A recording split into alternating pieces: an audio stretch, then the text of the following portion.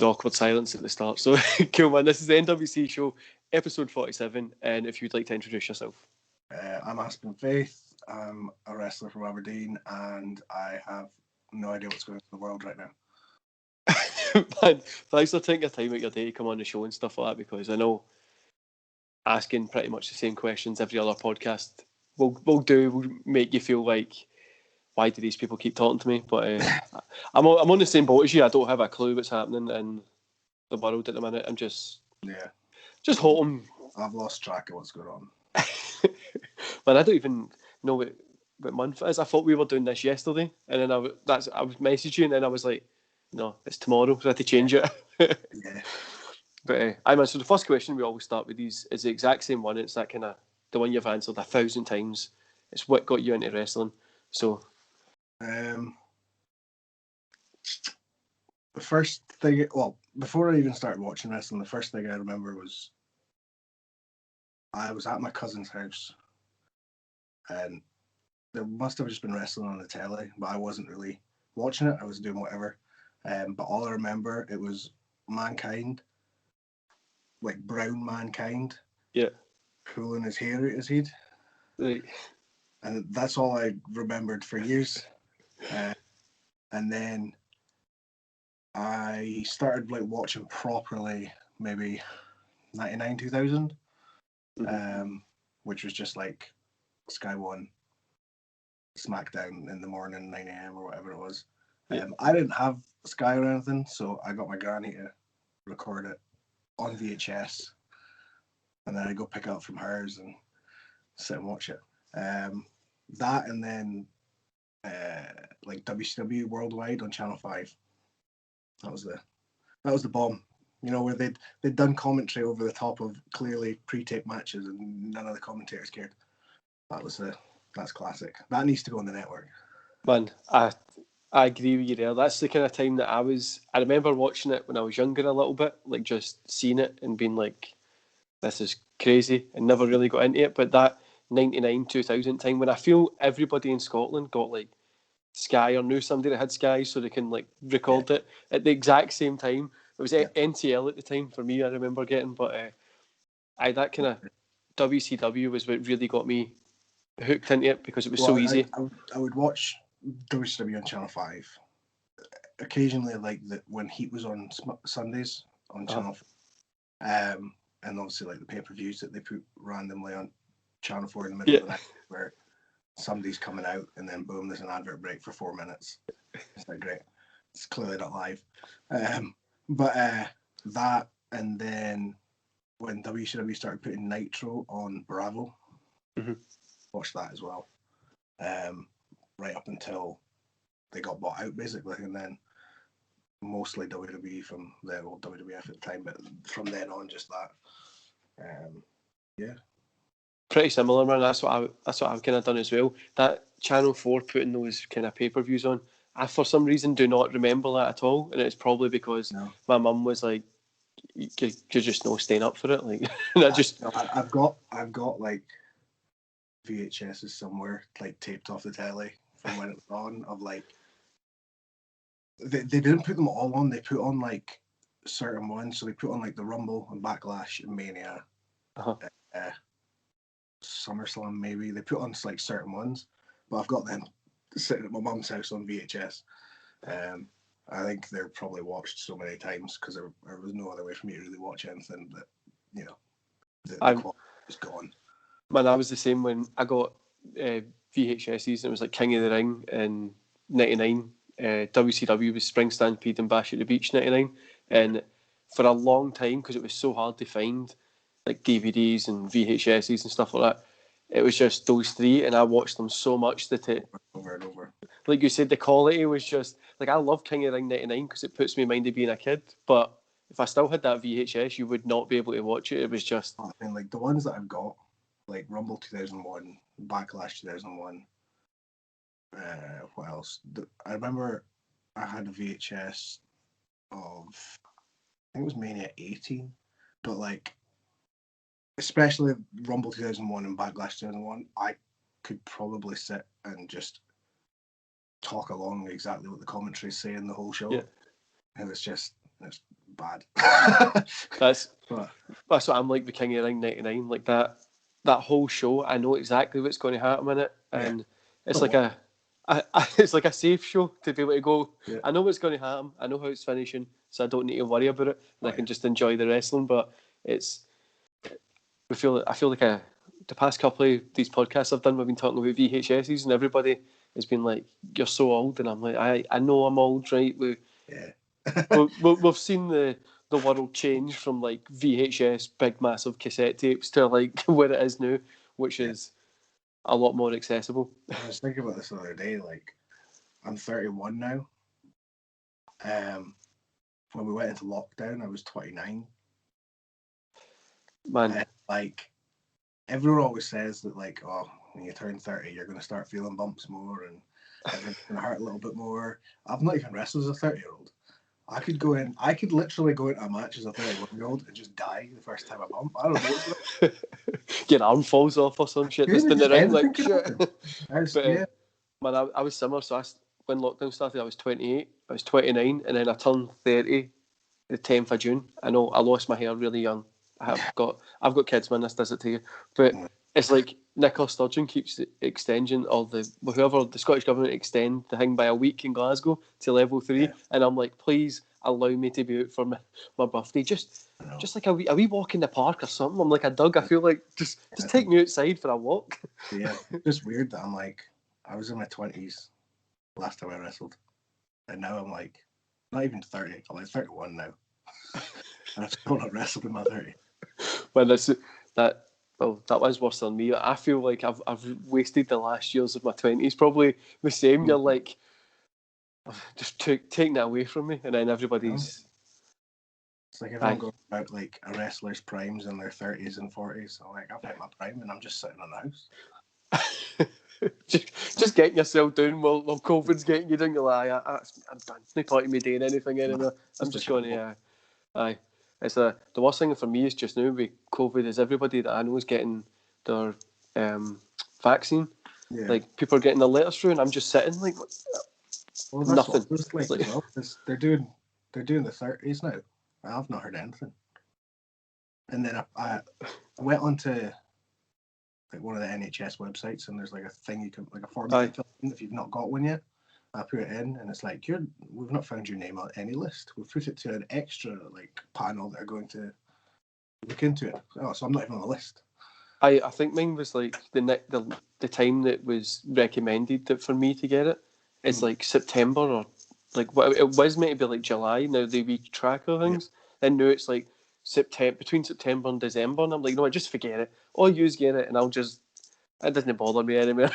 just give me the scraps. Like I'll risk it and just take what's left and everyone else's needles. Like just so we can get back out and feel good. But back to obviously wrestling we're here for. As I told you before this, these podcasts do not have any sort of linear motion to it. It doesn't matter what we talk about. But what got you to want to go train? What was that kind of? Because I remember when I was going, I was like 12 when I first started training, and it was in Linwood, in the middle of nowhere. If you know where Linwood is, it's literally in the middle of nowhere. It's an industrial estate with a bunch of flats, which is a 12-year-old going out there is a bit weird because. There's a 12-year-old. Man, first time I remember turning up, and I went to the wrong place, and it was a freestyle wrestling school because back then you didn't have social media; it was just Google, and they didn't have Google Map. I think it was just like a picture of like an actual map, and then it was like, this is a wrestling school. So I went, and the guy just showed me wrestling moves and beat the shit out of me for about 4 hours, and then was like, "But I know what school you want to go to. It's like up here," and I was like, why did you take my money? But what was your kind of, what got you to want to go start training? I think it was just I'd always wanted to, but like everywhere I'd looked up was like Glasgow, or like W3L. But then at the time I was like 16, 17, and I've got no money, and I'm like, my mom's not gonna pay every week for me to go down to Glasgow. So I made the decision to I'll go to college. I'll get something or like backup. Yeah. I ended up getting I got an HND in visual communications, so that's what I do now with like my posters and graphic design and stuff. Yeah. So it's worked out anyway. But so say I was like 16, 17, I was like, right, I'll go to college, do that, and then see what happens. And then, because in my head, I'm going to be older, I'll have more money, and I can go. And then, like 2008, 2009, all of a sudden there's wrestlers on in Aberdeen, and I'm like, okay, great. Well, I've already committed to this college, so I'll do this. So I didn't start training until I was 20. January 2011 I started training. So I turned 21 in the April. But I'd went to a couple of their shows before just to like see how it was or whatever. But yeah, it was January that I started, January 2011. And yeah, it was just a case of like I wanted to do it, I didn't know how to do it. But by the time I could do it, I was in my 20s, and a lot of like, you know, you turn up to training and it's all like 16-year-olds and they're doing all this cool stuff. But I couldn't imagine training as a 12-year-old. That would have blown my mind. I would say it was cool, man. I enjoyed it. Plus, my mum didn't know I went there. She thought I had a job in like a shop, and okay. I used to just lie to her, like completely. Like now with kids, I'm like, that is the worst thing to do. Like, but and you know what? Well, if you know where Linwood is, I say it's an industrial estate with flats. It's the middle of nowhere, and it's a wee bit dodgy at night and stuff like that. But I was like, going up there. You very easily disappeared there. Aye, like easily. Like everybody who I tell that story is like, that. How did you no get like touched up or something? Yeah. Shit, because it's it's a weird place. But anyway, it was like what I used to do is clean shoes, right? So it sounds like I was born in the 50s, but there was.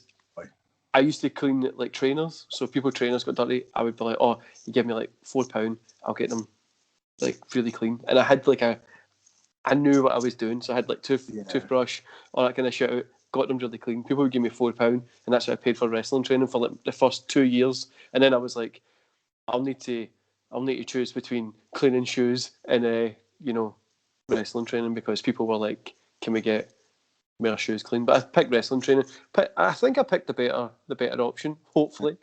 Well, I mean, that's kind of genius though. Like I waited till I was 21 and I had a job and money.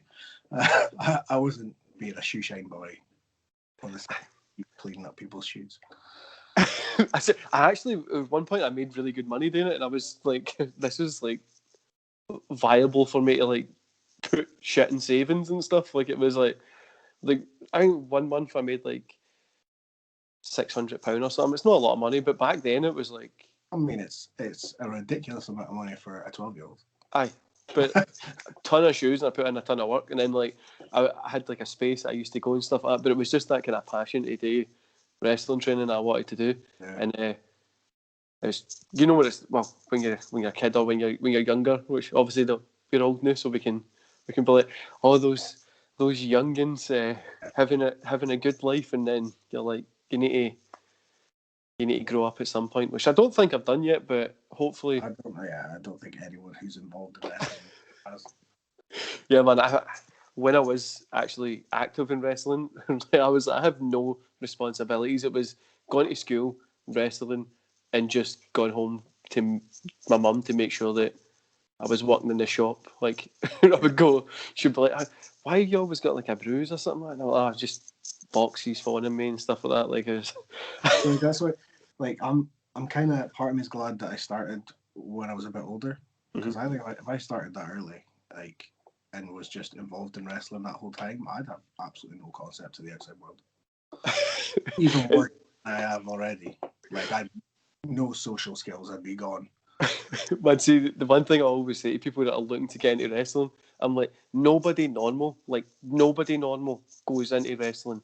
There's maybe one or two people that have got like a fancy career or some like normal life stuff. You know what I'm trying to say? But like nobody normal gets into wrestling because it's not a normal thing to want to do. No. But I had a guy the other day and he was like, "Oh, I would really like to get into wrestling," and like he's like just a normal person, like literally. Now, like if you want to describe, like if you ever play video games, now like just a normal character walking by, just a random NPC. That's what he is like, and I'm like, you will not do well in wrestling because it's full of just weird people that say all the wrong things at the wrong time, and it's fun, but you won't fit in it. Yeah, you either won't fit in or it will absolutely destroy you. Aye, one or the other. For me, it was the destroying part because I broke my neck, which everybody who's watched this already knows the story. Yeah. But I broke my neck and I had to leave. I done that when I was like 19, 20, so I didn't have a long. You got a good run. It was all right, wasn't it? It was the breaking the neck didn't end it very well because I fell out of love with wrestling as well after that. Now that I took my ball and went home, I was like, I'm never watching it again. I can't do it. Yeah, I've done that. Get hurt, and then you've got to take some time off, and you're just like, screw this. The worst thing that wrestling's taught me is I'm a very competitive person. It caused me to be extremely competitive, as in like I want to be the best at something, and that's what I'm still at to this day, and that's solely down to wrestling. Like down to the way training is, the way that the whole thing has set up, as in you want to be the best and excel at everything and make everything look as best as possible, and even to this, it's not even decent. Like if it's decent, you're not happy, but it's got to be, it's got to be fair. Like if it's the worst, like the next 4 days of your life, you're just like, screw this, man. Oh, you're just describing me at a T. So I work in marketing and advertising, and like if something isn't perfect, like the thought process for me to try and get it perfect is I write a load of shit stuff down to then get that perfect thing. Yeah. But if something's just missing from it, like it doesn't look right, the whole weekend I need to work on it. Like I don't take the weekend off. Like my partner's like, why don't you just? Do the opposite. I'll be doing posters for shows or something, and I'll do one, or I'll do like a t-shirt design for someone, and I do one. And I'm like, right, that's it done. And I'm like, that looks rubbish, and I just throw my laptop away for a week. I'm not even going near it. I can't do this anymore. Why did I pick this as a career? Run away. But I'm like, because it's one way or the other, isn't it? Like it's what wrestlers do, like really get right into it, or they'll just like throw their shit away. I have times when like I throw my stuff away as well, but like I said, I'm very competitive, and I hate people that I work with when they know I hate people that I work with. That sounds bad, but like when they just so like blasé at stuff, and I have like this weird work ethic from wrestling as well. Obviously, it's for people just doing what they want, but like when the time comes, you need to put in 100%, and people are just like half-arse and stuff, and I'm like, come on, people, what are you doing here? You need to get this done. It just annoys me so much. I think wrestling's probably the only thing within my life that I'm not like, I'll be fine. Like everything else, it's like, oh, don't worry, it'll be all right. It'll work out. Everything's all good. But then when it comes to actually having a match, I'm like, if one little bit goes wrong, I'm done for the next 2 days. It's good. It's so weird, like when people try to describe what it's like to wrestle or to train to wrestle to people. It's so hard because you care about making this look so real that then when one bit messes up, obviously it is real for people that don't think it is real. But when one bit messes up, you're like, fuck. Like you think about it, you play it back years later from things that I've messed up in the past. I still think it. Like the other day, I was thinking about when I was getting somebody. Oh, I've totally forgot about it. I was going to do a clothesline, and I hit this guy the wrong way, and it comes back to me every single couple of years. I made the mistake the other day of going and watching like all my old matches from my first 2 or 3 years. Yep. It's just like, oh god, why was I even allowed to continue?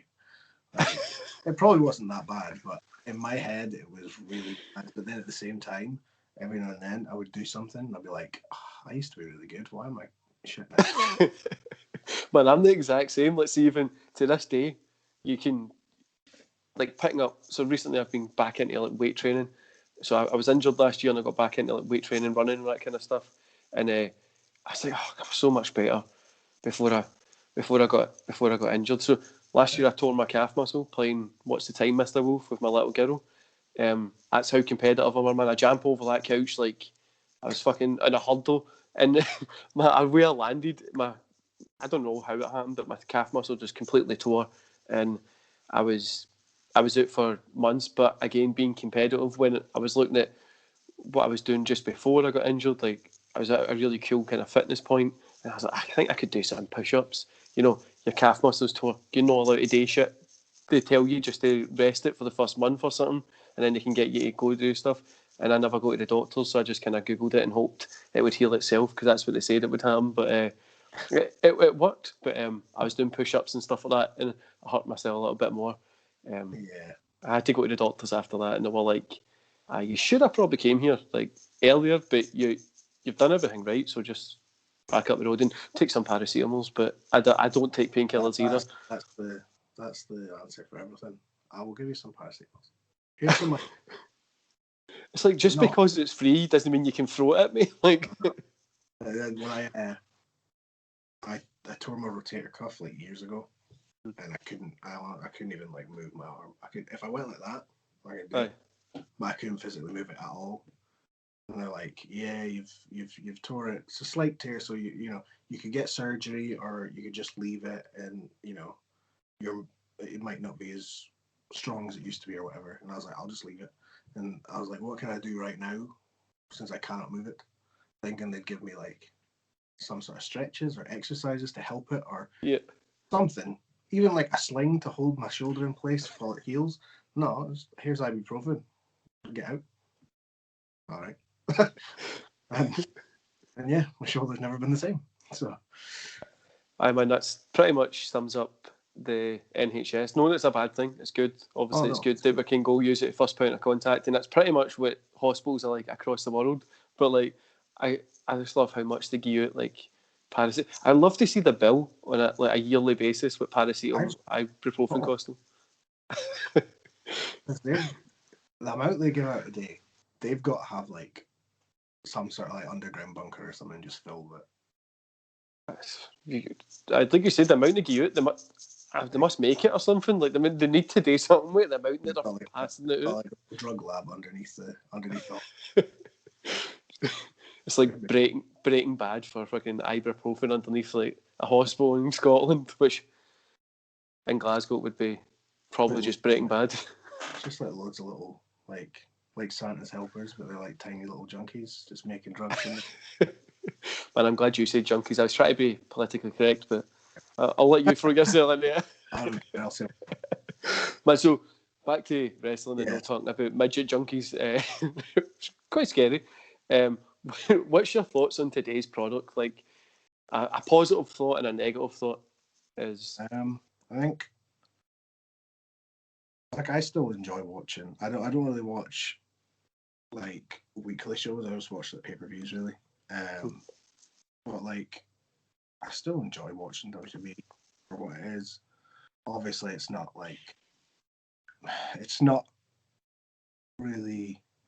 the same as like watching New Japan or AEW or whatever, but it shouldn't be. It doesn't need to be really. Like I don't understand people being so negative about WWE because they're fans of these other things. It's like it's not for you then. It's a completely different product. They're not trying to do that stuff and failing. They're trying to do something else and succeeding at it. You know what I mean? Yeah. I guess that's like the positive and the negative mixed together. But positive is I still get enjoyment out of watching it.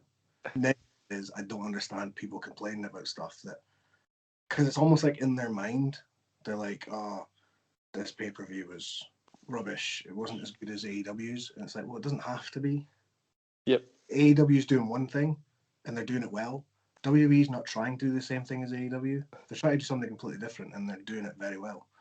But then I like it's just people being negative about stuff that there's no sense in being negative about. If you don't like it, just don't watch it. If you didn't enjoy something, it doesn't mean you have to go straight to like fucking Twitter and just start moaning about it. Like when they did the thing with the Fiend, where he came back from being burned and like he comes out of the Jack in the Box and has the wee short match with Randy Orton. Mm-hmm. I watched that live and I was like, this is fucking amazing. I love this. Because it's like, it's fucking, it's entertainment, isn't it? It's just stupid stuff, but it's cool because it's like big characters and, you know, it's like, it's weird and whatever, but the match was fine. Nothing went wrong in the match. Everything looked good. For what it needed to be, I thought it was great. And then I went to Twitter and everyone's like, worst match ever, blah, blah. Yeah. Man, I agree with you on that. I review the weekly shows as well, which obviously Raw, for me personally, isn't to my taste every week, but the wrestling's good. The creative side of it sometimes doesn't make sense, but like you say, they're trying to do something. Like that, for me, it won't make sense because I like watching wrestling. Like I like the in-ring work. It's still good, and I'm reviewing it, so I'm looking at it through a different point of view. But WWE make billions a year. They must be doing something right. Like it's people comparing. Like it's fine to I get comparing like loads of like smaller companies and stuff, right? But then you've got WWE, AEW, and you got like New Japan and like Ring of Honor. Mhm. I don't understand people comparing like New Japan to AEW, New Japan to WWE, WWE to Ring of Honor, because those four companies and Impact, five companies, they're all like at the top of like wrestling, top of the business, because they're trying to do different things and they're doing it very well. Yep.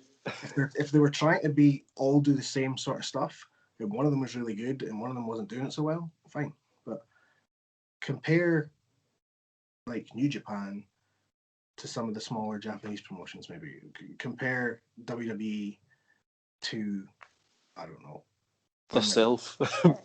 Like all they're different shows that they do. Like you can compare like when World of Sport came out, you can compare that to WWE because it's the same sort of like character entertainment sort of stuff. Maybe to an extent, Ring of Honor and AEW because the same sort of pacey sort of matches. AEW and New Japan, I could understand comparing them because the guys who started it from where they've come from, they've obviously taken a lot of influence from that. But I just don't get people moaning that WWE's crap and AEW is good. They're both very good at what they're trying to do. Man, I can always say they must be good at doing something. They must be doing something right if they're making for WWE. Like I say, for Raw, I review it, so you need to look at it as a different perspective. But as a fan, like it's still wrestling. Do you know what I mean? It's pretty much the same stuff that we're doing back in the 90s. Just we've got too much. Like one thing I always say is it's the business is overexposed. There's so much wrestling to watch that you don't need to watch a whole show. You can watch one good match from every single show and put together your own hour. That's pretty much what I do. I'll watch the pay-per-views, or if I see somewhere like, oh, this match was really good, I'll go watch that match or whatever. Yeah. But you're right in the way that like back in like Attitude Era, whatever you want to call it, they didn't have all these shows, so everyone was on one show and everyone had something to do. Everyone was in a feud. It was all kind of intertwining. They're doing exactly the same stuff as that, but now it's spread over multiple shows, so there's more sort of filler matches and stuff. Yeah. So and see, when people moan about filler matches, so I do a watch along for 1993 Raw, and I'm like, you haven't seen filler matches till you've watched 1993 Raw when it's like Bobby Who, the Bastion Booger, like coming out and just facing people that make like Bret Hart versus like a jobber with like there was one I was doing that's coming up tomorrow. I can't forget Sunday it was coming up, and it's like the guy was in the ring and he had his tights on, but he had like it looked like kids' handprints all over the crotch and bum part of it, and I was like, how did this even get like? It was like small hands anyway, and I was like, why would you even let how like? And then people go, so he's just a jobber. Obviously, he's never going to work there again. But then I'm like, imagine you watch like Roman Reigns against somebody like Bobby Who, like who really knows who this guy is, but people would go off their nut, and it's like everybody has their opinion about who should be over. Like people want to see Big E going over Aleister Black, like into those positions, and they put them in those positions, and then people are like, "Oh, I don't really like them," and it's like, So it's almost like they know what they're doing and they know who's going to be able to handle being at that position. Right? Plus, no everybody's going to be a John Cena, Roman Reigns. That annoys me. They should. This guy needs to be pushed to the belt or whatever. But it's like, no, he's doing really good where he is. Why would you want, if someone's doing really good at like sort of in the tag division or really good, around sort of the mid card or whatever, why would you want them to go higher and then fail and then that's their career done? Like, plus, one thing that always boggles my mind as well is like you would have like those guys like Austin, Rock, Taker that were always up there. Sometimes they would come down to fight for like an intercontinental belt or whatever, but they were always like the main event guys. If you take a mid carder and put him in the main event and he has to go back down, it just makes him look stupid for trying to do that, and he's never going to get that chance again. Yeah, and if he's like someone like Funaki, for example, I don't know why he popped in my head. He was never past like lower card matches really, unless he was used to just be killed by Triple H or something, right? But that's all he needed to be, because he was very, very entertaining. He could get through a match brilliantly. The crowd loved him at the time when he was there, even when he was doing Kung Fu Naki. The crowd popped for him, you know what I mean? If you put him at the main, okay, there's maybe a chance that he would do well, but if he doesn't, he either goes back down and looks like an absolute schmuck because he couldn't handle the main, or he couldn't handle the main and no one buys him anymore and he just gets released and he's gone. Why would you want? That's another thing, man. When WWE release people and people like on Twitter, oh, why did you release them? And it's like, because they're literally sitting doing nothing. Like, why are we going to keep them? I think they should release more people. Like, open it up. So, to be fair, like way too much. They should. That's what I was saying. Like, they should release like more people and open up the rest of the wrestling world to enjoy these talents that they've got as well. Because they might not work there, which is understandable. WWE has their way, but which is to say, going back to like all these companies, the bigger companies have got a different style. They might win an event in that style. Don't worry that some guy who's never really done anything in WWE, but you liked him on the Indies, is now released. Now he's back in the Indies. You can enjoy him again. Go, I love when it's like people get released and they go to the Indies and people are like, oh, we're going to support them and stuff like that, and then like they never do anything, and it's so funny because then they're always chasing that little bit of WWE fame that they had from like 2003, and nobody in particular, just in case somebody's listening to this, they're like, oh, you're talking about me, but no, just in general. So that people where everyone's like, oh, they're not pushing this guy. He should leave and go to New Japan, be amazing in New Japan, and then they leave, and New Japan don't want anything to do with them because they got the best. Now what?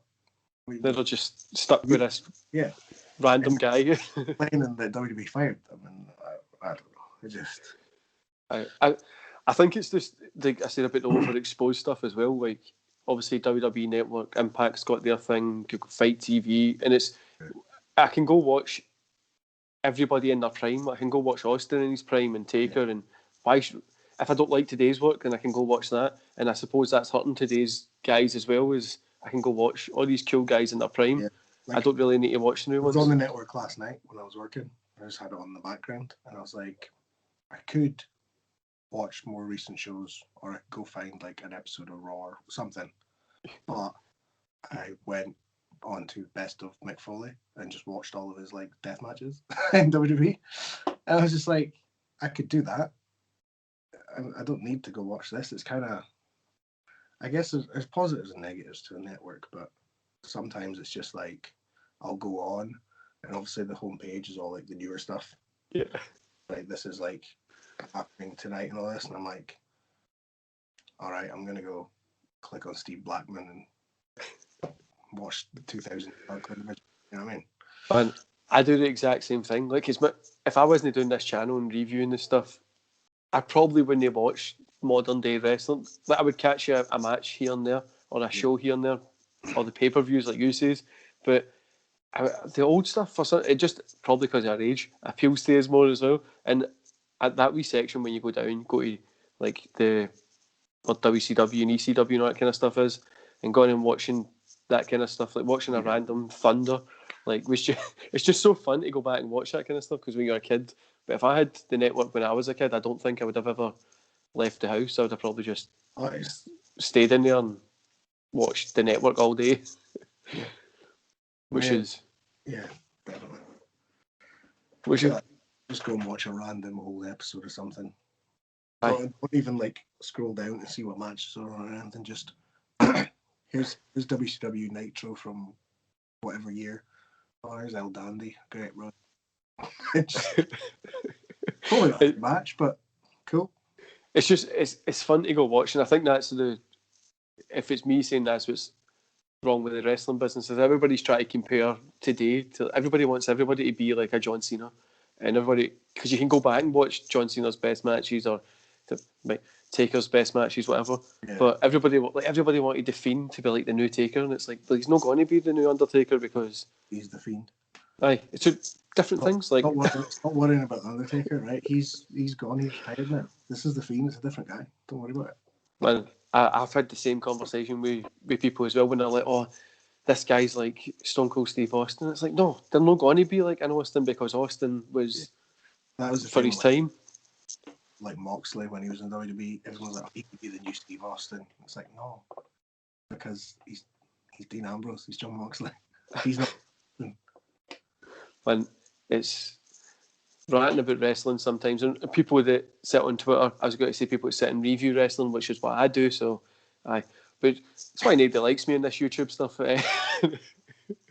Doesn't matter to me anyway. I'm doing this because I like wrestling, but it's such a weird thing like when people just moan about like you said. It's like, they're not going to change. They're not going to look at Twitter, and if you really want them to change and wrestle like New Japan, everybody's going to stop watching it. The casual fans, and really, the only options you've got are to watch it and not enjoy it, or watch something else and probably enjoy that more because it's more what you're into, or watch it with what it actually is intended to be in mind and who its target audience is, and you'll probably enjoy it more. Plus, the thing I always praise WWE on is like my fiance's she's not that much into wrestling. She watches it and tolerates it because of me. That's it. So she knows like the WCW guys who when I go watch it and WWE, she knows all like the main people in WWE at the minute. She has not got a clue who's in AEW. Like she sees like Kenny Omega and stuff like that. It's like that's no for the casual fan. And as much as people, that's not who they're trying to impress. So like WWE know that we're just going to get these people to jump in here and there. That's what we need to go for and get that kind of cheap laugh or cheap like, oh, that was pretty cool. But AEW wants like, watch their YouTube shows and know these guys from like Japan. And for like, this is my fiance, she's like a casual fan. She does not care. So she just sits and watches it and she's like, no, this isn't for me because she doesn't care. Which is fine. Yeah, that's what. Contrary to what a lot of people think, it's fine. That's what wrestling's for. It's for everybody can enjoy their own kind of stuff. And if WWE is the best at getting the casuals. That's what I always say as well. Yeah, 100%. Like if you don't like it, just don't watch it. Like if you don't like it, nothing happens. Who cares? Nothing happens to you if you don't like the show. Just stop watching it. See the thing that I love as well is being in marketing and advertising. I'm solely under the impression that they do some stuff like say to people, "Oh, do this funny thing," but it's not going to really be funny because it trends on Twitter the next day. Like, they're getting numbers. Aye, like if you've got like Nia Jax missing to slip on the water a few weeks ago, or the tomato throwing thing that Damien Priest was doing, and people were poor hating it. But the YouTube stuff is getting like millions of views because people are going to go watch it to see, oh, why is this getting like hated on so much, and then be like, oh, that is shit. It's like the zombie thing from the other week. Aye, it's who cares? It was zombies. You're not meant to take it seriously, but they got more views and more interactions and more eyes on them than if they went and had a, like, if AEW goes out and has like a match that fucking Meltzer says is 6 stars, or WWE just has a lumberjack match, but lumberjacks are zombies. They're getting way more interaction from that. Whether it's good or whether it's bad, it's still eyes on them. WWE would have made more money off of that than like AEW would have made off a whole show, and that's just because WWE knows how to make money. That's what they are. They're like Disney for wrestling, which is not everybody likes Disney, but yeah, you sometimes stoat into that Disney show, pick up a wee couple of figures, see what. the amount of money WWE would have made on like the wee YouTube clip of that like the zombies coming out to the ring. The amount of views that's on that, the amount of money they made on that, was ridiculous. I think it was 7 figures they got paid to just do that as well. Like the whoever made Netflix paid them like 7 figures to do that, and I was like, you can pay me to do 7 figures, pay me, I'll do anything. Like you just give me whatever you want. I'll run around with no clothes on. You can do whatever you want to me for 7 figures. But it's funny to sit and look at some people. The thing is, obviously, because I've participated in wrestling as well, so I know it from both sides, and I like playing both sides as well. Like, so I can get it from a fan point of perspective, but then you can get it from a wrestling perspective as well. And WWE is just a business making money. Like, if I was making their amount of money, I would not be caring what some guy on Twitter was shouting it. I'd be like, I've just made billions last year, record breaking year. It's like the Saudi Arabia stuff, right? I get why people are not happy about it, right? I understand that, but do you think they like give a shit? Yeah, the contract that they've got from Saudi Arabia, they're not gonna give it up because people on Twitter aren't happy about it. But if any of those people as well got offered that amount of money, they would do it. Like, I would do it. Like, you would be stupid to turn that down because it's like millions. Like, each wrestler's getting to do it. Like, I get why people are like up in arms about it and stuff. Like I read the other day that apparently the Saudi Arabian prince has got a young guy who he pays to live in his house so that if his heart fails, he gets that boy's heart. Right, that's a bit shit, but... No, but if they paid me that amount of money to book Goldberg, I'm doing it. See, it depends how much money the boy's getting paid for the heart thing, because, you know, that his family could be all right, but like... If it's good, if I get to live a good life up until that point, then I would be the heart person. You can take my heart if you want me to... There you go. I'm a sucker for a good paycheck, man. Right. So coming up to the end of the podcast, we have 3 questions. 2 that I sent you, 1 that I never send anybody because I like watching people hum and haw about it as well. So the first one is, who's your favourite wrestler of all time? You can pick a couple. You don't need to just stick to one. Jericho. Jericho's my favourite since like I saw him in WCW. Yeah, he's probably the reason I have got long hair. He's probably the reason that I grew a beard. Like when I was like obviously early teens, this was the beard he had, short at the side with like the long ear. So that's probably why I've got that. Jericho, Jericho's always been my favourite. Like whether he's a heel or face, I just think he's the best. Man, you can't disagree with you. He's great. Like he's been around for so long. Even the stuff that he does today gets. I think the stuff he does today is still great. That's another. People moaning on Twitter that he's out of shape. He's in his 50s. What do you want him to do? Like, man, if I looked that good in my 50s, exactly. Like, I don't even look that good. I'm 29. You know what I mean? If I was looking like that in my 50s, I'd be like, I'm feeling pretty proud of myself. He's still doing moonsaults and he's doing. He's great. I mean, that's the thing. That's what I was going to say. I think a lot of people forget that back when we were younger, like people would have been those like you'll remember them like those weird people that would be like, oh, I prefer Jericho when he was like in ECW and like in '94 particularly, and you're like, oh, shut up, just because you've got a VHS from like Japan somewhere that somebody smuggled in up their ass. Just shut up. This the people that are like, just like they've just had the best day of their life because Jericho came out in his Lionheart gear at ECW One Night Stand, and they're just like, ah.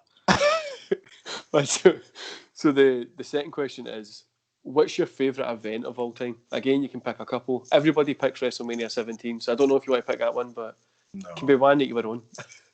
Rumble 2001. There's nothing about that show that isn't perfect.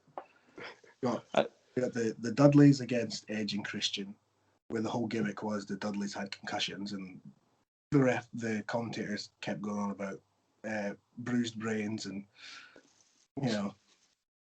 brain damage and stuff. Never would happen today, but that was good. You got to do one this little like cell like that. China and Ivory, where China broke her neck again, and Billy Gunn's in the ring checking on her with Jerry Lawler, and JR's doing the Owen Hart voice on the commentary, like, oh, God, I'm so terribly sorry. And then Jericho Benoit ladder match, which is great. Got that suicide dive with a chair shot. Walls of Jericho on the top of the ladder, brilliant. What else? Triple H, Kurt Angle, heel versus heel match. That was really good. Yeah. Triple H, I always loved Triple H. Like, a lot of people are like, oh, The Rock, or like Steve Austin. Like, I never liked The Rock. Like, I like Steve Austin, but Triple H. See if you go back as an adult and watch Triple H from like 98, 99 all the way through. Triple H is amazing. Man, like, if he hadn't been there, right? If you look at all the baby faces, like early 2000s, The Rock, Stone Cold, Kurt Angle at one point, Chris Jericho, they all feuded with Triple H.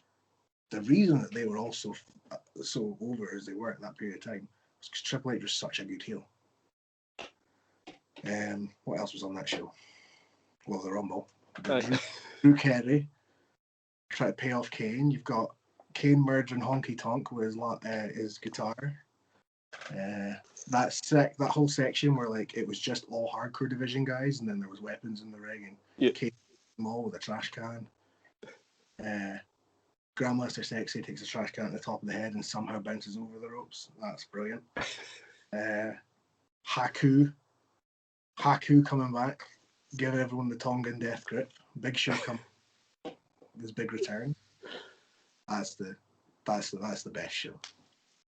Man, nobody's picked that one yet, but it is such a good show, and I agree with you with Triple H as well. Like, even people like Batista, Randy Orton, all of them got kind of put over because of what Triple H done. And like when people go on about when he was like world heavyweight champion, and everyone's like, oh, these long promos at the beginning, he's just burying people and stuff. And it's like, mate, you're too young to realize that he fucking earned that spot. Like, he carried like he's like, the reason he is in the position he is, I always say, isn't just because he's who he's gone out with. It's because he's put the work in, and he's really good. And the last question, man, is if you can replace anybody in any match in history, what would it be, or add yourself to it? So for me, I would replace Owen Hart against Bret Hart in that blue steel cage at SummerSlam '94, because that's my favourite match ever. Only if I could just wrestle as good as Owen Hart, because I would mess up if it was me being in there. Mine is going to be very different than yours. I don't need to do the Owen Hart blue cage match. I've been in a blue cage twice, so I'm all right. I would. So the greatest match of all time, in your opinion, is what? Man, nobody's ever asked me that. The greatest match of all time? I'll tell you the greatest match. You don't need to tell me. I'll tell you the greatest match of all time. Tell me. Vince McMahon versus Shane McMahon street fight, WrestleMania. right? WrestleMania 17, Vince versus Street Fight, right? With like Zombie Linda at ringside, Christian and Stephanie and all this, right? I would replace Zombie Linda. I would be in the wheelchair, right? I want to be in the wheelchair. I want Vince McMahon to call me a bitch twice. I want him to throw me in the ring. I want him to sit me in the corner to watch him beat up Shane. Then I stand up slowly off a chair and get the biggest pop in the history of the world, and I get to kick Vince McMahon in the balls. That's me. that's That's the it. best. The best answer that we've had. I can safely say that's the best answer that we've had on this podcast so far. But everybody needs to talking about Vince and Shane as the King of Ring '99, because just brought it back to me as Austin against Vince and Shane in the ladder kind of match for the control of the company. That's one of my favourite ladder matches, and everybody always goes, "Oh, but it's like Vince and Shane." It's like Vince is the best heel ever, and Shane is a great worker. Genuinely, right? Genuinely, Vince is the best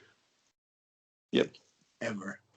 And that WrestleMania match, genuinely, that is my favourite match of all time. I could watch that any day. My actual favourite one that I never say because everybody doesn't like this guy at this minute, but it's WrestleMania 19, Hogan versus Vince. That match is it's weirdly good.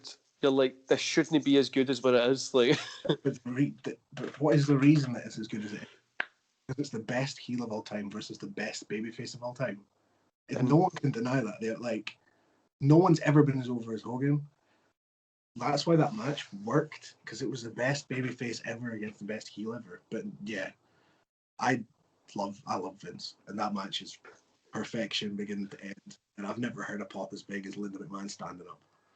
well, you've got me in the mood to go watch that, so I'm probably going to do that do that tonight. But thanks for being on, man. It's been great chatting to you. I've got your link tree in the description below. I'm still not used to saying link tree yet, but if you could get somebody to go check you, what social media would you recommend them to go find you in first? Would you recommend a match to check you, or just?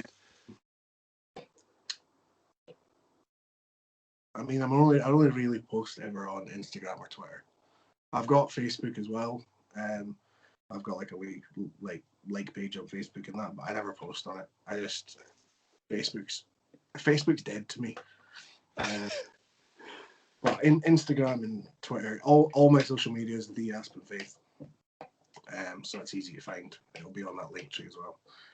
So thanks for being on. What I'll do is I'll end the podcast here and I'll tell you when this is going to go up in the aftercare information. Cool.